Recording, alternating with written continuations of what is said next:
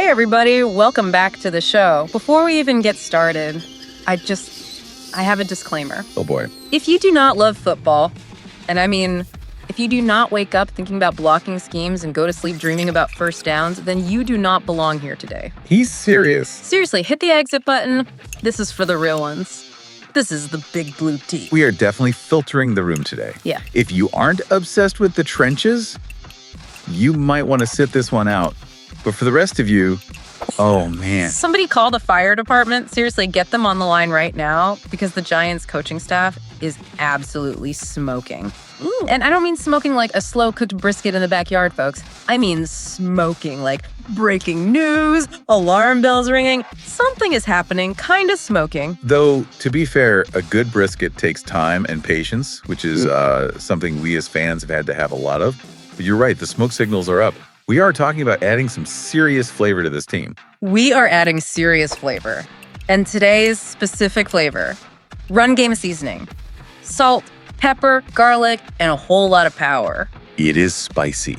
The reports are flying, and they are legit.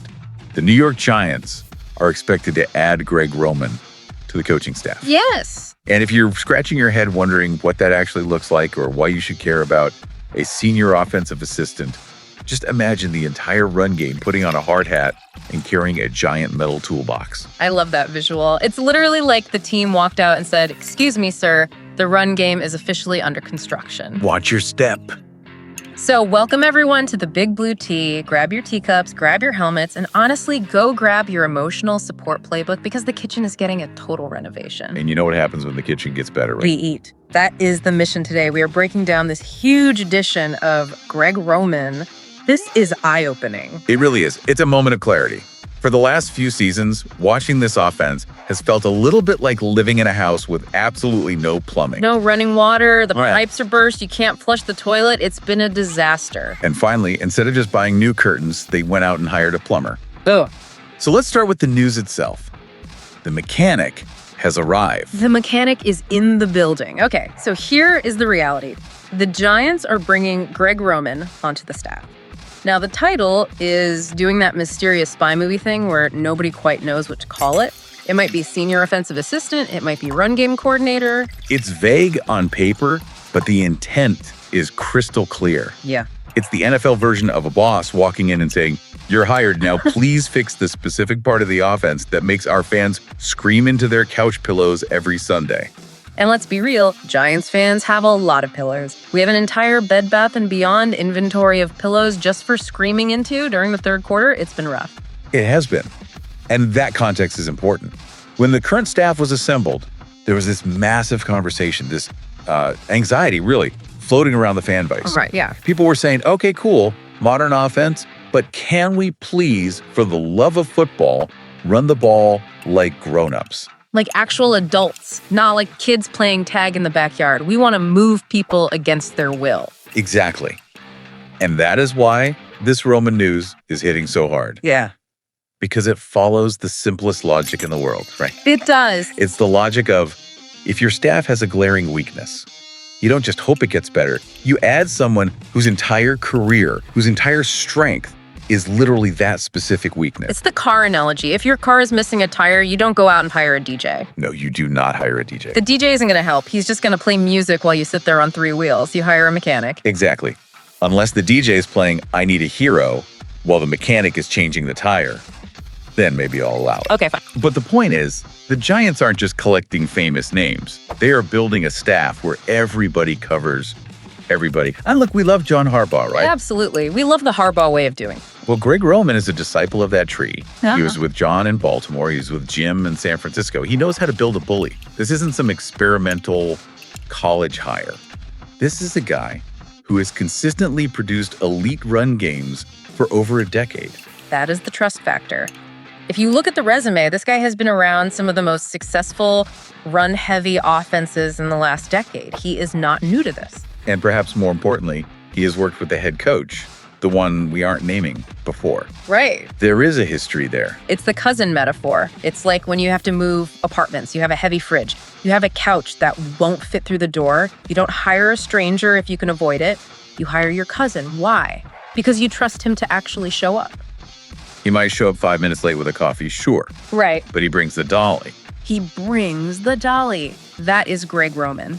He is the cousin with the heavy lifting tools. He's showing up with the equipment to get the fridge down the stairs. And that equipment is a specific identity. Mm-hmm. Roman is known league-wide as a run-game architect. Mm-hmm. He isn't just drawing up plays in the dirt. He looks at a defense and decides systematically, we are going to run right through you. We are running right through that. I love that attitude. It's that bully mentality that we have been missing. But let's get into the nitty-gritty. What does this actually look like on the field?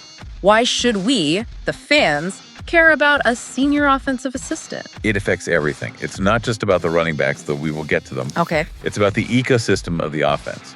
We can break it down into 3 pillars of improvement. Hit me with the first pillar. Run game identity and tempo. If you can effectively run the ball, you control the game. You control down and distance. And frankly, you control your blood pressure. My blood pressure needs controlling.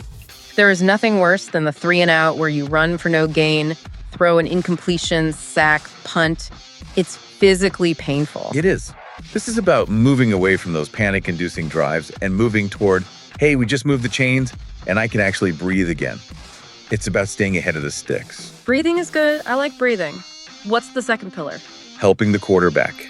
Look, we have a young quarterback situation, a developmental situation. A stable run game is the best friend a young QB can have. It's safety equipment. Ideally, yes. It acts like a seatbelt and an airbag and a defensive driving course, all wrapped into one.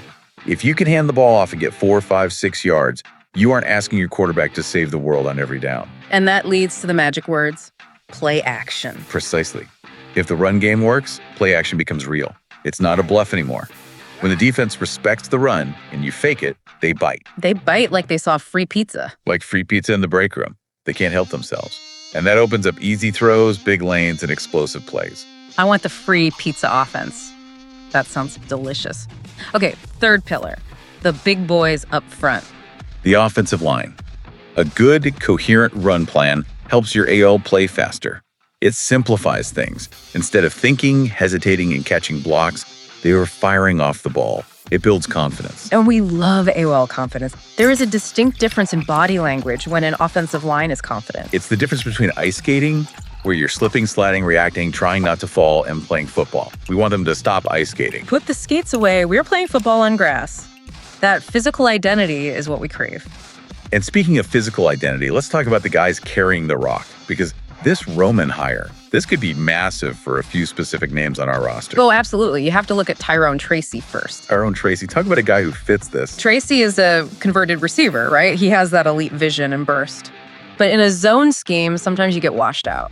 In Roman's scheme, which uses a lot of gap concepts pulling guards, clear lanes, Tracy is going to be able to use that burst to hit the hole at full speed. He won't be dancing in the backfield. He'll be slicing through the defense. And then you have the hammer. We have to talk about Cam Skattebo. Skattebo? I love saying that name. But seriously, Cam Skattebo is built for a Greg Roman offense. He is a bowling ball of hate. He really is.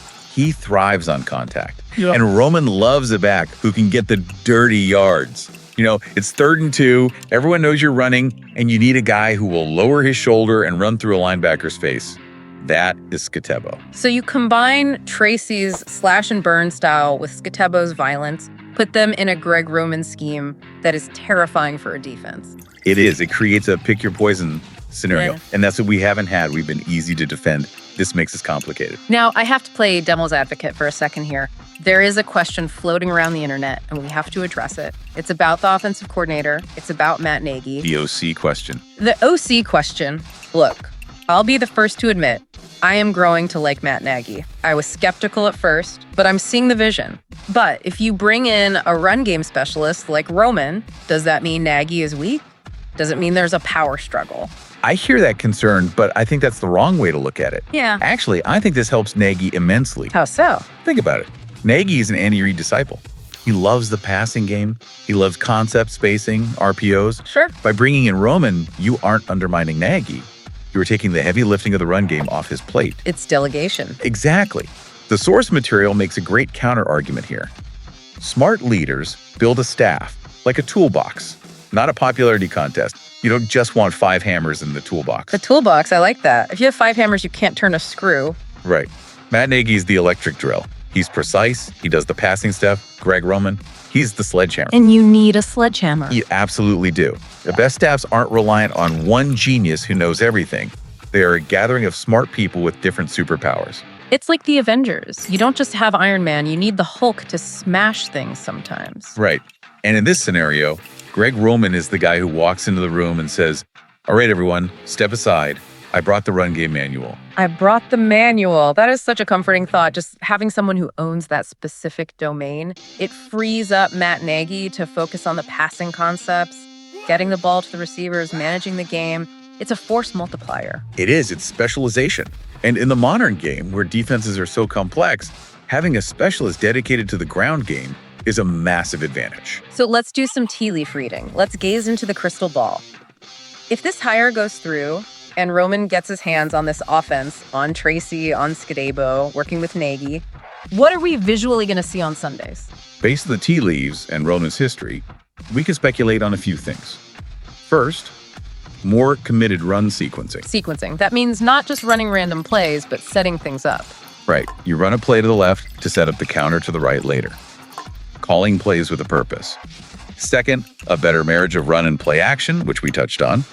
But third, this is the big one, a physical identity week to week. Physicality. And creating trap opportunities for defenses. Explain the trap for the listeners who might not know. So usually you block the guy in front of you. In a trap play, you leave a defensive lineman unblocked on purpose. Which sounds insane. It looks insane. Yeah. The defender thinks, oh, they messed up. I have a free run at the ball. He bursts into the backfield. But then a guard pulls from the other side of the formation and blindsides him. You use his own aggression against him. It's violent, it's beautiful, and it breaks a defense's will. That leads to the dream scenario, the absolute ultimate goal for any Giants fan. Uh-oh, I know where you're going with this. You know where I'm going. I'm getting excited just thinking about it. The dream is an offense where the defense knows what is coming. They know it's a run. The linebacker knows it. The safety knows it. The guy selling hot dogs in the upper deck knows it, and they still can't stop it. They still get moved 5 yards backward. That is the demoralizing factor. You know it's a run, but you are still moving backward offense. That is the Giants' identity. That is what we have been begging to feel again since, well, for a long time. Just that feeling of physical dominance. It's about reclaiming who we are. It's reclaiming a heritage, in a way. But before we order the parade floats, we have to do the reality check. Ooh, reality check. Okay, fine. Give it to me. Staffing wins do not guarantee Sunday wins. We have seen this movie before. We have seen great on paper turn into new and exciting ways to disappoint us. Great on paper is practically our team motto some years. It hurts because it's true. However, having a plan is better than not having a plan. And for this fan base, seeing a coherent plan form, seeing the team address a specific weakness with a specific strength is like finding water in a desert. It really is. We are thirsty, and this looks like a tall glass of water. It feels like competence, and frankly, competence is exciting. So we have to turn this over to the listener. We want to hear from you. Yes, engagement time. We have 3 big questions for you guys to mull over. Question 1, do you like the idea of adding a specialist like Roman? Are you in the yes, fix the run game now camp? Or are you in the no, let Nagy handle it, too many cooks in the kitchen camp? That's a big one. Question 2 involves the style. What do you want the Giants offense to look like in 2026? Are we talking A, smash mouth run first, B, balanced with heavy play action, C, air it out every snap, or D, just score points, I'm tired and I don't care how you do it? I think a lot of people are voting D right now. I think so too. Just put points on the ball. And finally, question 3. On a scale of 1 to 10, how hopeful are you right now? Is it a 1, meaning I've seen this movie and I hate the ending? Or is it a 10, meaning I'm currently on the phone ordering playoff tickets? I'm hovering around a solid 7. Cautiously optimistic. You're a 7. I'm pushing an 8.5. I'm feeling the energy. Look, Greg Roman reportedly joining the staff is a big deal. It's the Giants building this coaching crew like a superhero team. We've got the passing architect in Nagy. We've got the run game mechanic in Roman. You're going to say it, aren't you? I have to say it. I'm not saying the staff is the Avengers. Please don't. But I am saying the run game just walked in wearing a cape. I'll accept the cape metaphor. It fits. It fits. The run game is flying in to save the day. And listen, if this actually works, if the run game gets fixed, If Tyrone Tracy is ripping off 20-yard runs and Skattebo is running people over, Are we throwing a parade? no, we are not throwing a parade. We are throwing a blocking clinic. A blocking clinic. I love that. That's how we celebrate. We celebrate with down blocks and pulling guard. That's the most big blue way to celebrate imaginable. All right, that is the tea for today. We went deep on the mechanic, the toolbox, the players, and the dream of physical football. If you enjoyed this breakdown, make sure you keep listening because the offseason news moves fast and we move faster. And remember, whether it's a renovation or a rebuild, as long as the kitchen is open, we have a chance to eat. Exactly. Big Blue Tea out. Just wanted to say a massive thank you for tuning in to Big Blue Tea.